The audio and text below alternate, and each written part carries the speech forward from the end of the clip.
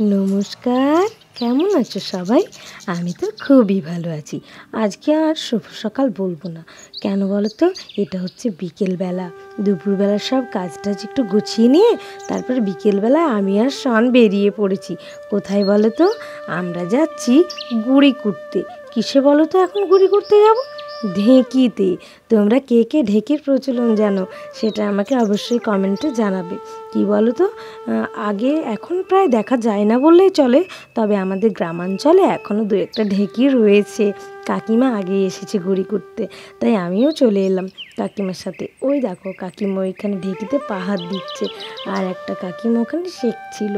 এবার দেখো আমরা এখানে এসেছি। এই দেখো, তোমরা কে কে ঢেঁকি দেখেছো বা ঢেঁকিতে গুড়ি কোটা দেখেছো তোমরা অবশ্যই কমেন্টে জানাবে। আমার কিন্তু খুব মজা লাগছিল জানো।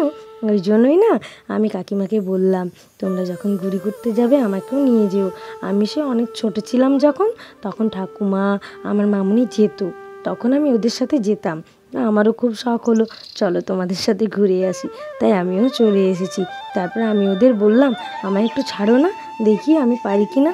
তো আমিও চেষ্টা করছিলাম, আমার খুব মজাও লাগছিল জানো। তাই আমিও ঢেঁকিতে পাহাড় দিতে শুরু করে দিয়েছি। এই যে ওই দেখো আমিও পাচ্ছিলাম জানো। অনেক ছোট তখন, একবার চেষ্টা করতাম, তখন ওদের মজা লাগতো। তো এখন বললাম ছাড়ো, আমি একটু তোমাদের দিয়ে দিই, না তো তোমাদেরও তো পায়ে খুব ব্যথা হয়ে যাবে। তারপরে এই দেখো এখানে গুড়ি করছিল, আর গুড়িগুলো একবার করে চেলে নিচ্ছিল। এই যে চালছে, চেলে চেলে নিয়ে আর ওই বড় গামলাটাতে রাখছে।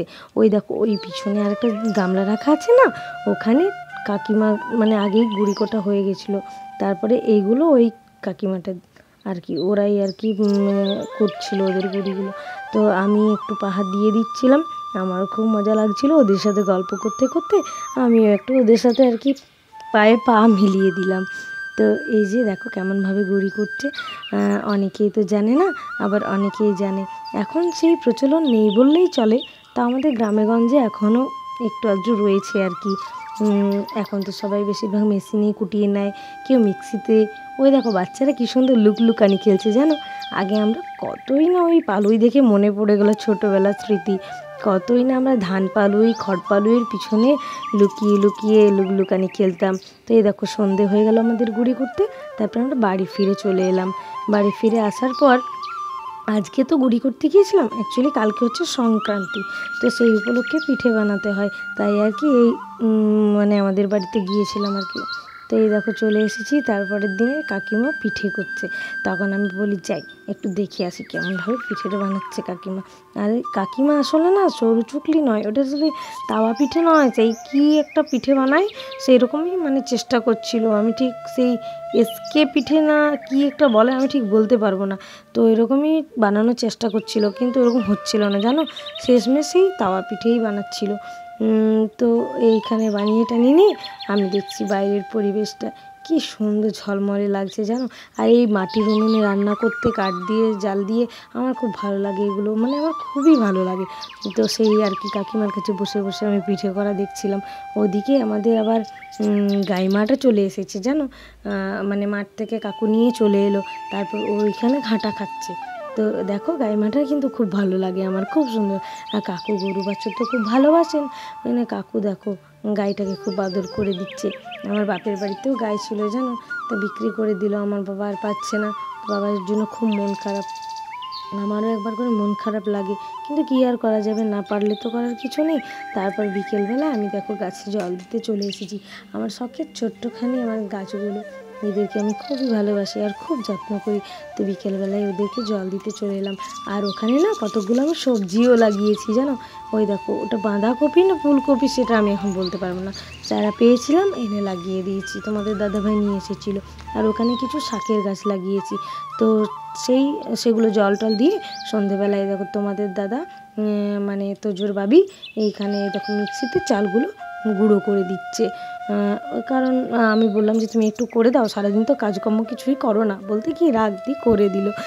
তারপরে এই যে মা পিঠে বানাতে শুরু করেছে, প্রায় অনেকগুলোই হয়ে গেছে পিঠে। তারপরেই আমি মায়ের কাছে ভিডিও করতে চলে এসেছিলাম।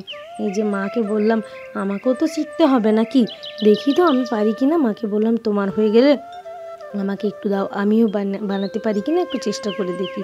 আর মায়েরও তো অনেকক্ষণ ধরে হাত কোমর পা ধরে গেছে, ওই জন্য বললাম ছাড়ো আমি চেষ্টা করে দেখি। এই দেখো আমি কিন্তু পারছিলাম, না পারা নই, তাও চেষ্টা করলে মানুষ সবই পারে, তাই না? তো দেখো আমি কোনো দিনই করিনি, কিন্তু আমি চেষ্টা করেছি বলেই পেরেছি, তাই না? এই সেই নিয়ে আর কি আমি মানে খুব মজা করে করে বানাচ্ছিলাম। মানে আমি তো কোনো দিনও বানাইনি, অনেক ভালোভাবে চেষ্টা করছিলাম কতটা ভালোভাবে করা যায়। আগে আমি মায়ের কাছ থেকে দেখে নিলাম মা কীভাবে বানাচ্ছিল, তো সেটাকেই অনুকরণ করে নিয়ে আর আমি চেষ্টা করলাম পিঠে বানানোর। তো খুব একটা গোল করতে পারছিলাম না, কিন্তু পারছিলাম মোটামুটি, মানে উঠছিল পিঠেটা ছিঁড়ে যাচ্ছিল না। তো সেই আর কি কোনো রকমের চেষ্টা করে দিয়ে আমি শুরু করেছি পিঠে বানানো। এই ঢাকা টাকা দিয়ে নিয়ে তারপর ওটা তুলে নেব। এই দেখো আমি অনেকটাই চেষ্টা করে পেরেছি, একদম না পারা নয়। আমি ভাবলাম হয়তো ছিঁড়েই যাবে, কিন্তু না না, পেরেছি আমি। তারপরে এই শনকে বললাম, শন তুই একটু ভিডিওটা করে দে তো, আমি দেখি কেমন বানাতে পারছি। সেই আর কি শন আমার ভিডিওটা বানিয়ে দিচ্ছিল। তো শন আমার খুব কথা শোনে জানো, আর তোজো তো খুব বদমাশ হয়েছে কি বলবো। মানে ওকে নিয়ে সারাদিন যেমন আমি প্রচুর হয়রানি হয়ে যাচ্ছি, মানে আর কোনো এক্সট্রা কাজই করতে পারছি না জানো। মানে সব এনার্জি ওকে নিয়ে আমার লস হয়ে যাচ্ছে, মানে এত বদমাশ হয়েছে, এত বদমাশ। ওর কাকিমা ওদিকে পিঠে বানাচ্ছিলো, তার কাকিমার সাথে একটু গল্প করে নিচ্ছিলাম পিঠে বানাতে বানাতে। এই একটা গল্প শুরু করলে সেই কোথায় গিয়ে যে শেষ হবে তার কোনো ঠিক নেই, মেয়েদের গল্প বলে কথা, তাই না? তো সেই আর কি সেই নিয়ে খুব মজা হলো। তো চলো রাত্রিবেলা হয়ে গেছে, এবার ঠাকুমাকে খেতে দিয়ে দিই। ঠাকুমাকে নয় সবাইকেই দিয়ে দেবো, তাই ঠাকুমাকে আমি পিঠে গুড় দিয়ে দিয়েছি।